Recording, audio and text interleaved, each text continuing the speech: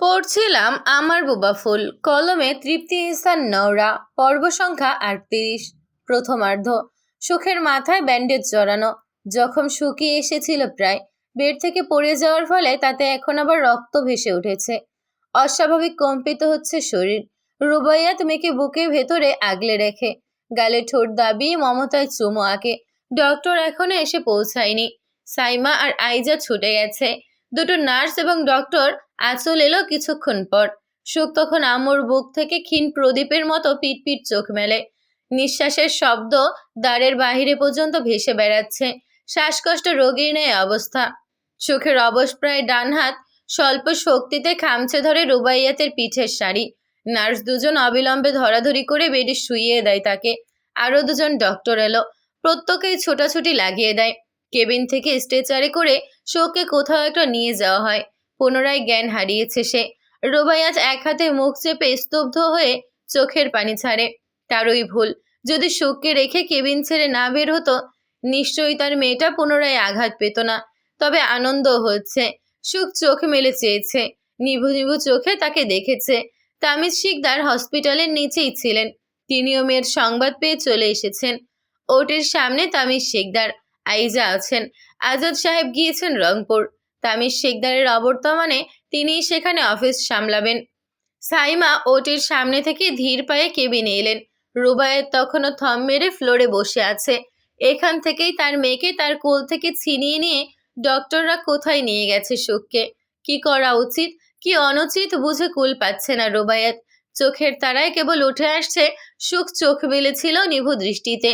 মাতৃ হৃদয় ধক ধক করে ওঠে তার। মনে হয় কত বছর পর মেয়েটি চোখ খুলে দেখলো তাকে। এমন সুখানুভূতি সেদিনও হয়েছিল যেদিন ছোট্ট সুখকে কোলে তুলে নিয়েছিল রুবাইয়াত। সেদিনও স্বচ্ছ নিষ্পাপ আখি পল্লবে সুখ ফ্যালফ্যাল করে তাকে চোখে চোখ রেখে ভুবন ভোলানো হাসি হেসেছিল। কাঁধে হাতের ছোঁয়া পেতেই চকিতে ঘাড় উঁচিয়ে তাকালেন ভদ্রমহিলা। সাইমা দাঁড়িয়ে আছে শুকনো মুখে। চোখের ইশারায় হয়তো আশ্বাস দিচ্ছে সুখের কিচ্ছু হবে না। রুবাইয়াত তার চোখে একবার কাঁধে রাখা সাইমার হাতের দিকে চাইল। ইতোপূর্বে এতটা অধিকার খাটিয়ে তাকে স্পর্শ করার সাহস দেখায়নি সে। তবে আজ কেন দেখালো? সাইমা হাত গুটিয়ে মাথা নিচু করে নেয় হঠাৎ। সেদিন ঝোঁকের বসে চরম সত্যিটা বলার পর প্রতি মুহূর্তে অনুশোচনা হচ্ছে। হয়তো সে ভুল করে ফেলেছে। এতগুলো বছর গোপনে মনের ভেতরে পুষে রাখা সত্যিটা এভাবে বলে দেওয়া উচিত হয়নি। রুবাইয়াত চাপা শ্বাস ছেড়ে চোখের পানি মুছে উঠে দাঁড়ায়। ডক্টর মেহরাবের কাজ ছিল অন্য এক হসপিটালে, এখান থেকে 3 কিলোমিটার দূরে। আঁচলের তাগাদা পেয়ে পুনরায় এখানে আসে। যেহেতু শুরু থেকে সুখের ট্রিটমেন্ট তিনিই করেছেন, সুখ তারই পেশেন্ট। আঁচল কেবলমাত্র মেহরাবের সহযোগী। মেহরাব নিশ্চিত করে সুখ কোমা ছেড়ে উঠেছে। ধারণা করা যায় মস্তিষ্ক সক্রিয় হওয়ার পরপরই সজ্ঞানে থাকতে তার সাথে ঘটে যাওয়া শেষ ঘটনা স্মৃতিতে এসেছিল। অতিরিক্ত ভয় কিংবা চাপ থেকে এত কিছু হয়ে গেল। এই যেমন ছটফট করতে করতে বেড থেকে পড়ে যাওয়া, মাথার আঘাতে পুনরায় রক্তক্ষরণ, চোখ মেলে ফের জ্ঞান হারিয়ে ফেলা। ঘটনা কয়েকের মাঝে সুখের জ্ঞান ফিরবে বলা হয়েছে। ঘড়ির কাঁটা যেন আজ থমকে গেছে। রুবাইয়াত উসখুস মনে উগ্রীব মুখে ফোন পাশে রেখে হঠাৎ কিছু মনে পড়ার মতো সাইমার দিকে চাইল। ওই যে খানিক দূরে গুটিয়ে বসে থাকা মহিলাটিও তার মেয়ের মা। ভাবতে গেলেই একটা চাপা হিংসে হানা দেয় মানসিকতায়। রুবাইয়াত খুব করে মনকে বোঝাতে চায় ওই মহিলাটি সুখকে বিধাতার কাছ থেকে পৃথিবীতে এনেছিল বলেই সুখ আজ তার বুকে, তার কোলে। মস্তিষ্ক এমন বললেও কিন্তু মন এসব যুক্তি শুনতে অপ্রস্তুত। সন্তানের ভাগ কাউকে দেয়া যায়, যদি সেই সন্তান হয় দু চোখের মণি, মায়ের অন্তঃপ্রাণ। যদিও সাইমা তেমনই আচরণ করেছে, যেমনটা পূর্বে করে এসেছে। নিশ্চুপ মনিবের সেবা করছে, ফ্ল্যাটে গিয়ে রান্না বান্না করছে, সুখের প্রতি কোনো অধিকারবোধও দেখাচ্ছে না। তবুও রুবাইয়াতের মন আনচান আনচান করে, যেন বুকের উপর শক্ত পাথর চেপে আছে। অযথা ভয় জেগে বসে। সুখের যদি সত্যিটা বলে দেয়, যদি সুখ তার কাছ থেকে দূরে সরে যায়, মা বলে ডাকতে অস্বীকার করে। রুবাইয়াতের গা ঘেঁষে আসে নোরা। টমিকে আদর করতে করতে বলে, মুখ তুলে বলে, আমার ফ্রেন্ড বলেছে সুখ খুব শীঘ্রই জেগে উঠবে। তুমি আর কেঁদো না কাম্মা। দুটো কেবিনের অন্য একটাই সুখকে শিফট করা হয়েছে খানিক আগে। জ্ঞান ফেরার আগ অবধি কারো প্রবেশ নিষেধ। ডক্টর ইতোমধ্যে দুবার চেক করে গেছে। মূলত ঘুমের ইঞ্জেকশন পুশ করা হয়েছে তাকে। সুখ চোখ খোলে দুপুর 2:30টার দিকে। নিঃশ্বাসের শব্দ এবার স্বাভাবিক থাকলেও ভয়ার্ত চোখে গুটিসুটি মেরে থেকেছিল। ডক্টরের অনুমতি পেয়ে রুবাইয়াত কাছে যেতেই জাপটে ধরে বুকে মুখ লুকায় সুখ। হাতে স্যালাইন চলছিল। টান লেগে ব্যথা পায়, অথচ সেই ব্যথা তাকে ছুঁতে পারল না আজ। আম্মুকে দুহাতে জাপটে রেখে ঠোঁট কামড়ে অঝরে চোখের পানি ঝরিয়েছে। রুবাইয়াত কান্না দমিয়ে রাখে, মেয়েকে বুকের খাঁচায় চুপিয়ে রাখার মতো আগলে রাখে। এই তো আম্মু আছে, কোনো ভয় নেই সোনা, কিচ্ছু হবে না। সাইমা দূরে থেকে মৃদু হেসে চোখের পানি আড়াল করে এগিয়ে আসে আস্তে আস্তে। আইজা বাহিরে তামির সাহেবের সাথে কি যেন কথা বলছে। বর্ণ ঢাকায় নেই। সুখের জ্ঞান ফেরার কথা এখনো সে অবগত নয়। জানলে কেমন প্রতিক্রিয়া দেখাতো কে জানে। শিকদার নিবেশে হৈ হৈ লেগেছে। সকলের ঠোঁটে উপচে পড়া খুশির ঝিলিক, এমনকি হানিফা বেগমেরও। সুখকে দেখতে ঢাকা যেতে বাহানা ধরেন বৃদ্ধা।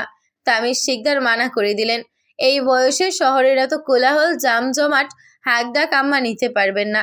দেখা গেল উল্টো নিজেই অসুস্থ হয়ে পড়লেন। তিনি আশ্বস্ত করেন খুব দ্রুতই সুখকে নিয়ে বাড়ি ফিরবেন। তখন রাত। শহর জুড়ে ধূসর কালো আধারের হাতছানি। চার দেয়ালে আবদ্ধ কক্ষে ঠোঁটে ধূর্ত হাসি ফুটিয়ে পায়ে পা তুলে কাউচে বসে আছে মিশমি। কোলের উপর ল্যাপটপটা, নজর সেখানেই স্থির। হাত ঘড়িতে আরো একবার সময় দেখে ঠোঁট বাঁকিয়ে বলল আপন মনে, আর মাত্র 2 ঘন্টা। এরপর ঠোঁট কামড়ে হেসে বিদ্রূপ স্বরে বলে, টাইম ইজ আপ।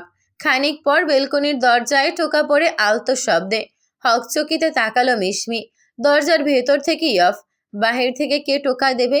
কেউ তো ছিল না সেখানে। সে ভাবলো এটা তার মনের ভুল। পুনরায় টোকা পড়ে। আবারও একবার, আবার। বুকে ফু দিয়ে মিশমি উঠে গেল। বেলকনির কাছের দরজাটি খুলতেই সে বিস্ময় স্তব্ধ চেয়ে রয় অযাচিত কিছু দেখার মতো। অস্ফুট স্বরে বলল বোধহয়, বর্ণ। বর্ণ ঠোঁট বাঁকিয়ে হাসলো। কাঁধ বরাবর হাত উঁচিয়ে আঙুল নেড়ে চেড়ে বলে হাই। মিশমির নাকে টোকা দিয়ে পরপরই পাশ কাটিয়ে রুমে প্রবেশ করে। বেপরোয়া চোখে আশেপাশে নজর ছিটায়। অবাকতার শীর্ষে পৌঁছে গেল মিশমি। আনমনেই নাকে হাত উঠে যায়।